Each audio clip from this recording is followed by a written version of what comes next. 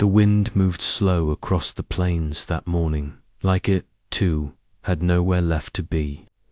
Yellow grass bowed and whispered, and the horizon stretched so far you'd think God had left the edges unfinished. The cowboy rode like part of the land, not fast, not slow, just steady. His horse's hooves thudded against the cracked soil with a rhythm that belonged to men who had long stopped racing anything but memory. He was alone, had been for years now. They used to call him Deacon, though. No church had ever known him.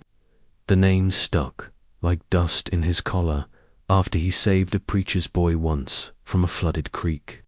That was long before the war, before the silence settled into his bones like winter. His land sat at the end of nowhere, an old barn leaning east, a windmill that groaned like an old man waking, and a porch with a single rocking chair that hadn't rocked in months. Each day was like the last. Feed the goats, check the fence line, pour coffee black as nightfall and drink it with the sun, until the morning he found her. She was curled like a fallen bird just beyond the fence post, wrapped in furs so thin they barely counted, shoeless, hollow-eyed, skin the color of riverstone under dirt and hunger. He didn't speak. Words would have shattered the stillness, and she looked like she might break with it. He just knelt, lifted her in both arms like a fragile dream. She didn't flinch, just let her head fall to his chest as if she'd been waiting for this moment her whole life. The barn was warm, though barely. The fire had to be coaxed to life from stubborn coals that had long stopped caring.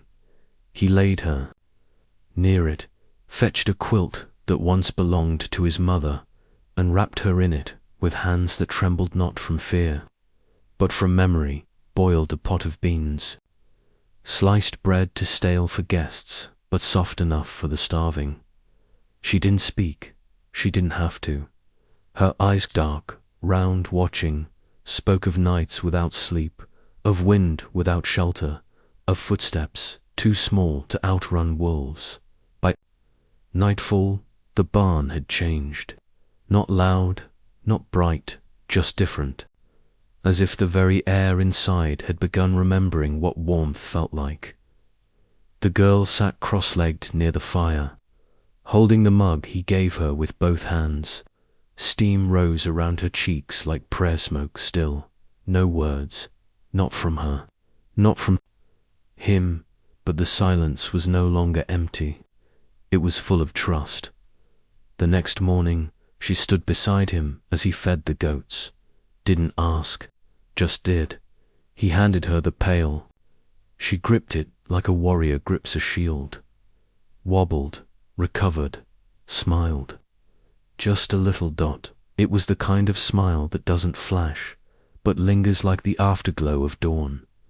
He caught himself watching her, and something inside him ached. Not pain, just the slow unfreezing of a heart that had been wintered too long. 3 days passed. She began to draw in the dust near the hearth. Circles, lines, shapes. He didn't understand, but felt sacred somehow. Each night she curled beside the fire. Each morning she woke with eyes clearer than before. Still no name, still no words, but trust, growing like green in spring. On the 4th day, he heard a hawk call overhead. Then again and again, he stepped outside, shading his eyes. Nothing, just sky. But in the dirt by the barn, he noticed something new. A single feather laid perfectly straight, as if placed, not dropped. He picked it up, ran a thumb down its spine. The wind shifted, and for the first time in years, he felt something stir like a story beginning. The girl didn't speak, but the dust did. Each morning she'd kneel by the hearth, and with one finger draw stories that seemed older than the barn itself. Circles inside circles, a snake with open wings, 7 trees, a sun split in 2, He'd watch from the table, coffee steaming in his chipped tin cup, pretending not to notice how her small fingers moved, like memory itself deliberate, sacred dot. She was healing. That much was clear. Her cheeks held color now, her steps steadier. She smiled more when he handed her a biscuit, and once even laughed when a goat chased its own tail. But still, no name, no voice. And yet somehow they understood each other. The land had its own kind of silence, one shaped by wind and absence, and in that silence his thoughts drifted, not like leaves, but like stones sinking deep into a riverbed. He remembered a brother who used to whistle while working the fence line, gone now, swallowed in a war that took men faster than bullets. He remembered a woman once, all fire and sorrow, who couldn't stand the silence in him. She'd cried the last time she left. He hadn't, because something in him had dried up long ago. And only now, watching this child sip broth by firelight, did he feel it softening that evening. Just as dusk turned blue, a wagon rattled in. Old Nate, half trader, half tail spinner, and older than rust. He dismounted slow, one bad leg dragging behind. "Heard you had a visitor," he said, tipping his hat toward the barn. The cowboy nodded. "Didn't explain." Nate leaned close. "You know what she is, don't you?" The cowboy's jaw twitched, but he said nothing. Nate spit into the dirt. A child like that don't just wander. Not from those tribes, not alone. They don't lose their own unless they're taken, or unless they send M. The cowboy looked back toward the barn door, where a faint glow of firelight painted the wood. "I didn't ask where she came from," he said. "I just saw she was hungry." Nate studied him for a moment, then looked east. "You ever seen warriors ride for a child?" The cowboy's silence said he had not. Nate mounted up again, pulling the reins. "If they come, they won't knock. They'll ride like thunder, and you best pray they ride past." Then he was gone. That night, the wind rose. The girl didn't sleep near the fire. She stood by the barn door, listening, her head tilted like she heard something no one else could. The cowboy watched her from his bed, didn't speak, didn't move, but something inside him, the old part that had once been a scout, a rider, a reader of signs, it stirred outside. The goats bleated nervously, and in the sky above, a hawk circled again, crying 3 times before. Disappearing into cloud-dotted dawn, he found the barn different, not broken, not damaged, just different, as if it had been looked at by something ancient and left untouched out of respect. A second feather lay on the barn roof, and the girl had drawn something new, a ring of tall figures, spears in hand, a fire in the center, and at the heart of it, a single lone cabin. She followed him to the corral that morning, carrying oats in her arms. He opened the gate for her. She stood beside the old mare, and the horse, usually skittish, lowered its head to her gently. He watched from a distance, arms crossed.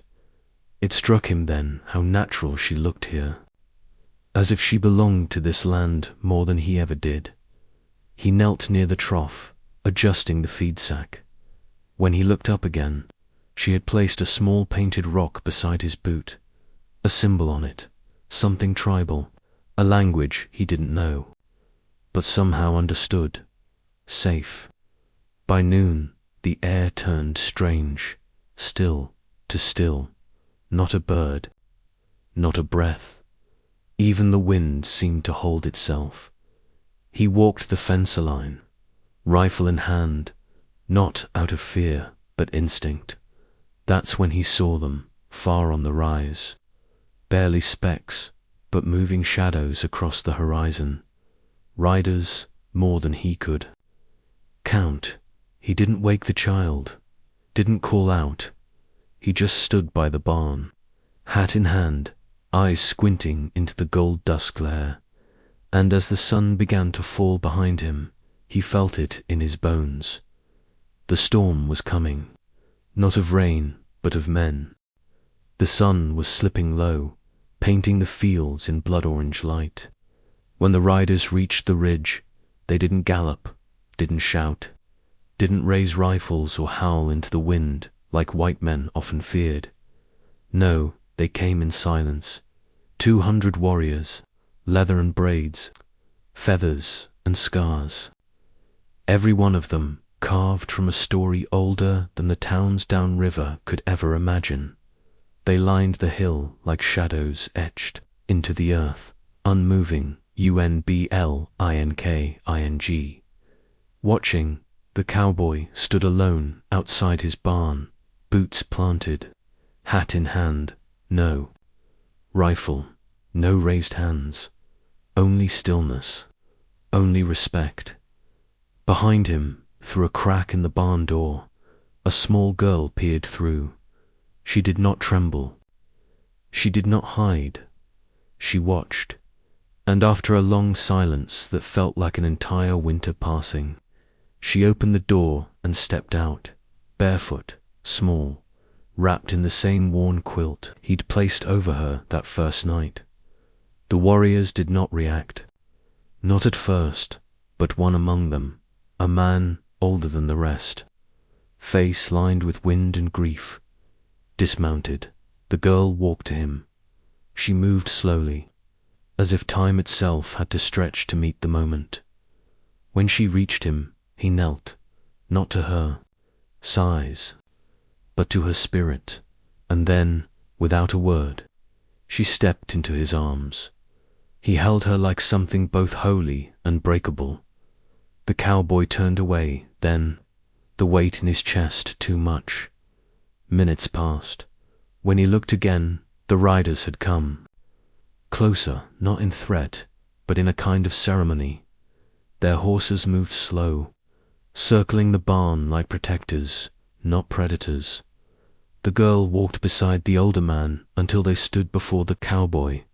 She took his hand, turned to the man beside her, and nodded once.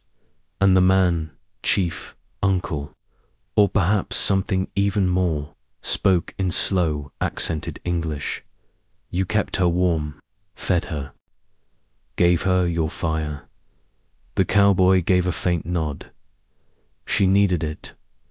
The old warrior's eyes were sharp, searching. You did not ask who she was. Didn't matter, he answered softly. She was alone. That reply hung in the air like a bell tone. Fading, the warrior turned his gaze skyward for a moment, then gestured. 2 riders stepped forward, each holding gifts. A white horse, eyes like storm clouds, a blanket woven with symbols of protection, a necklace made of carved bone and turquoise. We offer thanks, the chief said. What you did cannot be repaid, but we try. The cowboy glanced at the horse, at the fine work of the necklace, then back at the child. Don't want anything, he said gently, except to know she'll be all right. The warrior looked long at him, then stepped forward and placed his palm on the cowboy's chest. Then we owe you more than gifts. We owe you honor. He turned to his riders, and all at once, 200 warriors dismounted and bowed their heads, not to a sheriff, not to a general, but to a quiet man with calloused hands and a heart full of kindness. The child reached up then, and placed something in the cowboy's palm, a bead, smooth and warm, painted with red and black spirals. She pressed it closed with her small hand, then leaned forward, and, without a word, rested her forehead briefly against his chest.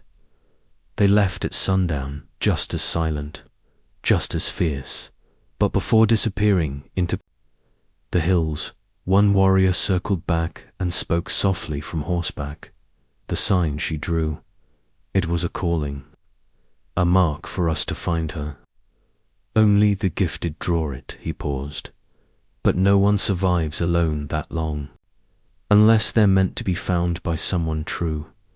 The cowboy said nothing, just nodded, thumb brushing over the bead in his palm. As the last rider vanished into the dusk, he looked out over the field where the hoofprints ran deep, and in the wind he swore he heard drums, not loud, but low, like a heartbeat, like something ancient rising from the ground to say, "You are not forgotten." That night he sat by the fire, alone again, but not the same.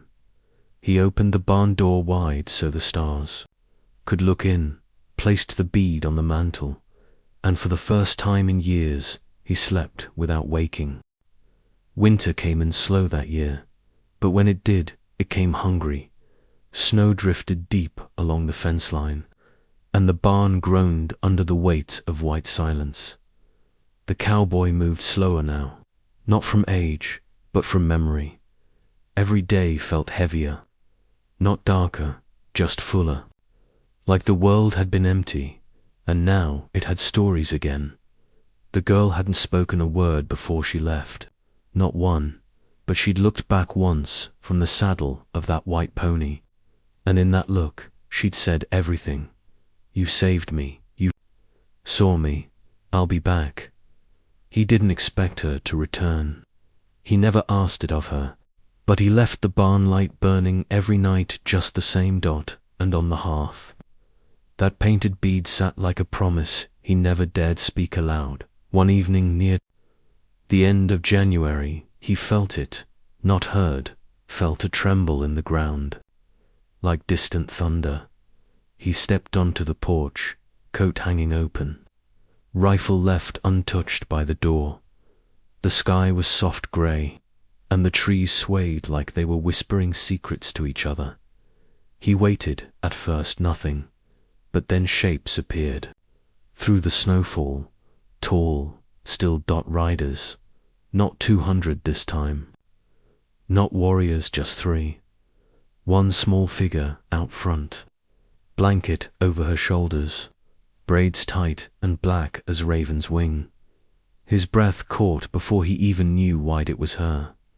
She dismounted before the horse had fully stopped and ran the rest of the way, feet crunching across the snow. This time he knelt, and when she threw her arms around his neck, he held her tight. Like something sacred had returned not to his land, but to his soul. Behind her stood 2 others, a woman, tall and calm-eyed, and a man with healing herbs tucked into his belt. Family, maybe, guardians, or something deeper.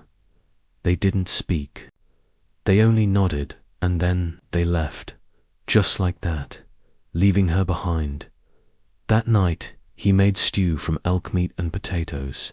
She sat beside the fire exactly where she had that first week, but now she smiled freely, and when he asked softly, "You gonna stay a while?" she nodded, then whispered one word, low and clear, "home." Days passed. The barn felt alive again. She helped mend fences, gather firewood, and even named one of the goats Brave. She still didn't speak much, but she didn't need to. There was a rhythm between them now, like 2 notes played on the same string. Then, one night, a great storm rolled in, wind sharp as knives, rain hammering sideways. The cowboy ran out to check the roof, lantern swinging in one hand. As he turned back toward the barn, he froze. Figures were moving through the storm, dozens of them, horses, riders, torches held high, like stars burning. Through the dark, the warriors had returned, but not to threaten, to shield. They formed a wide circle around the barn, some standing, some sitting tall on horseback, faces lit by fire and rain. No words, only presence, only loyalty. The girl stood at the barn door, watching them, hand pressed to her heart. And the cowboy. He stepped outside, bareheaded in the rain, walked to the edge of the circle, and stood among them. No one moved. Then, slowly, the oldest warrior rode forward, dismounted, and placed a carved staff in the ground. It bore the same spiral symbol.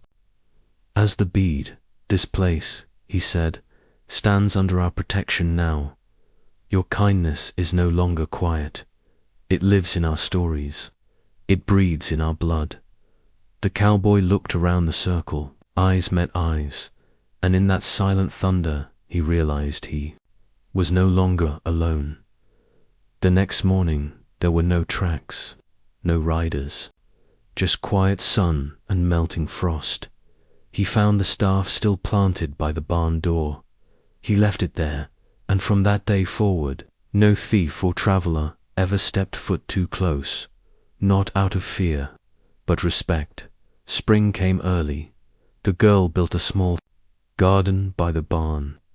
He carved her a swing from an old apple tree, and each evening they sat on the porch, watching the sky tell stories in color. Sometimes she sang soft, breathy notes from a language older than English, and sometimes he told tales of when he was young, of rivers, horses, and how he once outran a wildfire, and together they lived not like strangers, but like hearts who found their way home. Final narration whispered like wind through pine. Sometimes it's not bullets or blood that change a man. Sometimes it's the quiet knock of fate in the shape of a starving child who needs shelter. And sometimes, if you open your door wide enough, the whole world bows in gratitude. He didn't save her to be thanked. He saved her because she was cold, and because the fire was already burning. That's how peace begins. That's how legends are born. In barns, in silences, in hearts wide enough to hold a storm. Closing call to action direct to viewers. If this story stayed with you, if it touched a quiet place in your chest, tell us where you're watching from. Type it below. Share it with someone who still believes in quiet kindness and unexpected love. And if you want more tales like this, subscribe for stories told slow and soft, like firelights flickering on old wood. We'll be right here, waiting for the next whisper of wind to bring another soul to our door. Asterisk.